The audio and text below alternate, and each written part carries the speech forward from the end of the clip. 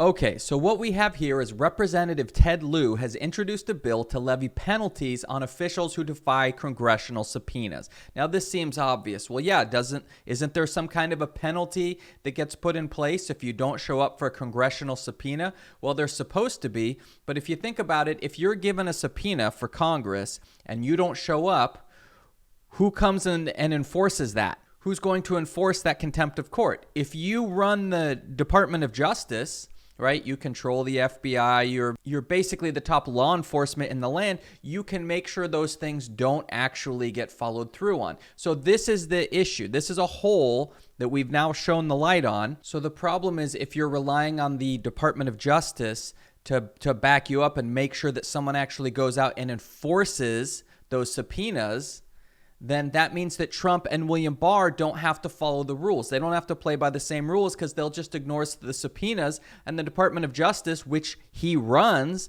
won't do anything about it. This is the problem. And Representative Dennings had something to say about, and this kind of sums up what I was talking about earlier. The Department of Justice prosecutes cases of contempt of Congress. But what happens when the person in contempt is the head of the Justice Department? Yeah, exactly. What are you supposed to do then when that person isn't going to show up? So what this bill would do is this would give up to a $100,000 fine, right, for not showing up. Now, it seems to me like this should be a little bit more. Here's Representative Ted Lieu's take on it, and, right out of the gate, you can see where he's coming from. It doesn't require a lot of imagination to see why this bill is necessary. Nearly every House committee has been blocked by the Trump administration at one point or another, getting testimony and documents needed to conduct oversight. We're over a year into litigating multiple congressional subpoenas in court. We have already held 2 cabinet officials in criminal contempt. All of this, and the American public still doesn't have answers about the extent of the Trump administration's abuses of power. So basically, this whole idea is to get back to having a balance of powers, right? Rather than the executive branch just being like a king and getting to call the shots for all the branches, this would put them back on par. But then the question is, how do you enforce that? We need to have a way so that when people are subpoenaed by Congress, they show up.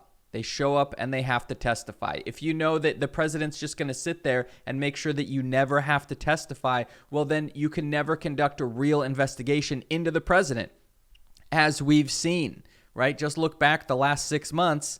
We've seen it. We've seen exactly what happens when the president and the head of the Department of Justice get to sit there and say, well, we're just going to make sure the law works how we want it to work, not how the law says it works, not how the people who have been here for decades doing their job for the rule of law think it should work, just for Trump and William Barr to get done what they need to get done.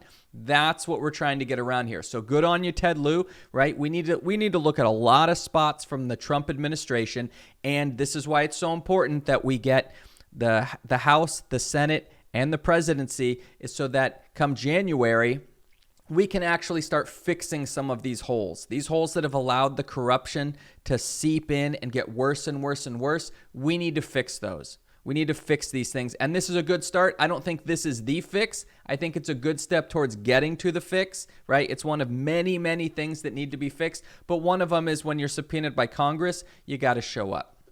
You got to show up.